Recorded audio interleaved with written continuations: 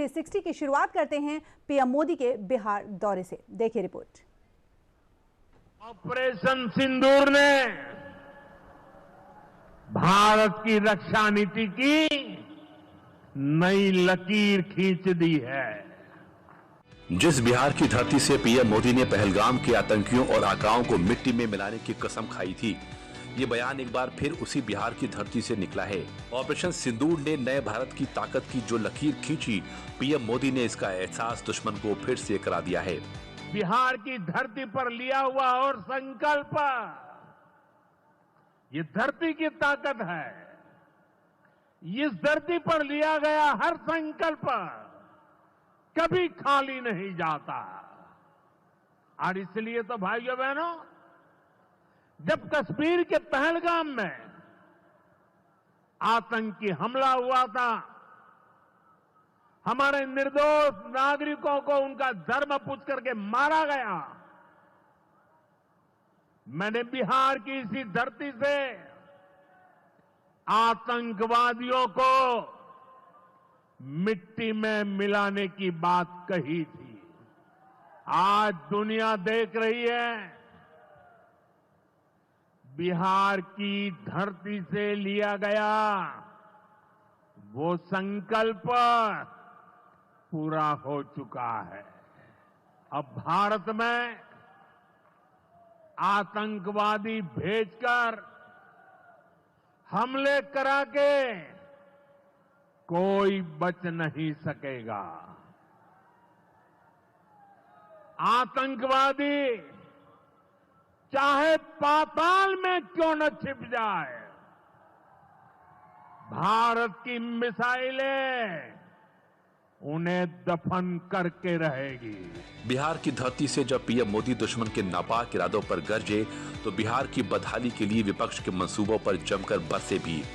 PM Modi की यह rally Bihar के गयाजी में हो रही थी, लिहाजा पीएम मोदी ने गयाजी की ही बदहाली का मुद्दा उठाया। आप याद करिए, लालटेन राज में यहां कैसी दुर्दशा थी।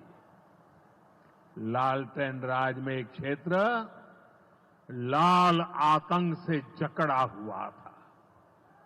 माओवादियों की वजह से शाम के बाद कहीं आना जाना मुश्किल था। गयाजी जैसे शहर लालटेन राज में अंधेरे में डूबे रहते थे। हजारों गांव ऐसे थे जहां बिजली के खंभे तक नहीं पहुंचे थे। लालटेन वालों ने पूरे बिहार के भविष्य को अंधेरे में धकेल दिया था। न शिक्षा थी, न रोजगार था। बिहार की कितनी पीढ़ियों को इन लोगों ने बिहार से पलायन के लिए मजबूर कर दिया था। बिहार में इसी साल विधानसभा के चुनाव भी होने हैं, इसीलिए सियासत ने रफ्तार भी पकड़ ली है। विपक्षी दल कांग्रेस और आरजेडी मिलकर वोट अधिकार रैली निकालकर बीजेपी को निशाने पर ले रहे हैं। तो इसके बीच जब पीएम मोदी बिहार पहुंचे, तो कांग्रेस और आरजेडी के इतिहास को कुरेद कर वो बातें सामने रख दी जो विपक्ष को खूब चुभेगी। बिहार के लोगों को आरजेडी और उनके साथी सिर्फ अपना वोट बैंक मानते हैं। उन्हें गरीब के सुख दुख, गरीब के मान सम्मान से कोई मतलब नहीं है। आपको याद होगा, कांग्रेस के एक मुख्यमंत्री ने मंच से कह दिया था कि अपने राज्य में बिहार के लोगों को घुसने नहीं देंगे। बिहार के लोगों से कांग्रेस की इतनी नफरत, बिहार के लोगों के प्रति इतनी घृणा, और कोई भूल नहीं सकता।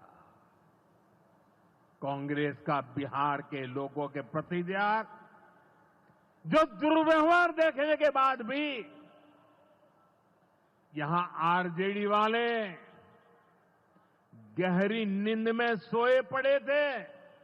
बिहार की एनडीए सरकार कांग्रेस और इंडी गठबंधन वालों के इस नफरती अभियान का जवाब दे रही है। बिहार के बेटे बेटी को यहीं पर रोजगार मिले, सम्मान की जिंदगी मिले, मां बाप की वो देखभाल कर सके, इसी सोच के साथ हम काम कर रहे हैं। बिहार वो राज्य है जहां गंगा की पावन धरा सिर्फ जल नहीं, आस्था की पहचान कही जाती है, जहां कदम कदम पर इतिहास और साहित्य की सरगम गूंजती है। उस बिहार की धरती पर पीएम मोदी की रैली सिर्फ सियासी नहीं थी, न सिर्फ सरकार के काम को गिनवाने वाली थी, बल्कि बिहार को विकास के नए सौगात भी देने वाली थी। पीएम मोदी ने बिहार को करीब 12,000 करोड़ से ज्यादा रुपए के प्रोजेक्ट्स दिए। ये परियोजनाएं बिजली, सड़क, स्वास्थ्य, शहरी विकास और जल आपूर्ति जैसे कई क्षेत्रों से जुड़ी हैं। पीएम मोदी ने गंगा नदी पर बने औटा सिमरिया पुल का उद्घाटन भी किया। पीएम मोदी ने गयाजी से दिल्ली के बीच अमृत भारत एक्सप्रेस और वैशाली से कोडरमा के बीच बौद्ध सर्किट ट्रेन को भी हरी झंडी दिखाई। गयाजी के बाद पीएम मोदी बेगूसराय पहुंचे, जहां उन्होंने गंगा नदी पर बने 6 लेन औटा सिमरिया ब्रिज का उद्घाटन किया। बिहार के मुख्यमंत्री नीतीश कुमार के साथ प्रधानमंत्री पुल पर घूमे। पीएम मोदी ने अपने गले से गमछा निकाला और हाथ से घुमाकर लोगों का अभिवादन किया। ये मात्र एक पुल नहीं है, बल्कि बिहार की जनता की समस्या का स्थायी समाधान है। पीएम मोदी ने शुक्रवार को गंगा की गोद में इतिहास का जो ये नया अध्याय लिखा है, वो बिहार की कनेक्टिविटी को नई पहचान दिलाएगा। ये पुल घटाएगा दूरी, घटाएगा समय और बढ़ाएगा पूरे क्षेत्र की रफ्तार। यही नहीं, ये पुल जोड़ेगा लोगों को संस्कृति से और श्रद्धा से। जहां पहले जाम और लंबा सफर था, वहां अब होगा विकास, व्यापार और रोजगार का विस्तार। ये पुल बिहार के विकास और पीएम मोदी के विजन का सेतु है। पीएम मोदी ने बेगूसराय में 6 लेन सिमरिया पुल का उद्घाटन किया। NH-31 पर यह पुल 8.15 किलोमीटर लंबा है। ये पटना के मोकामा और बेगूसराय के बीच सीधा संपर्क स्थापित करेगा। ये पुल पहले से मौजूद 2 लेन वाले राजेंद्र सेतु के समानांतर बनाया गया है।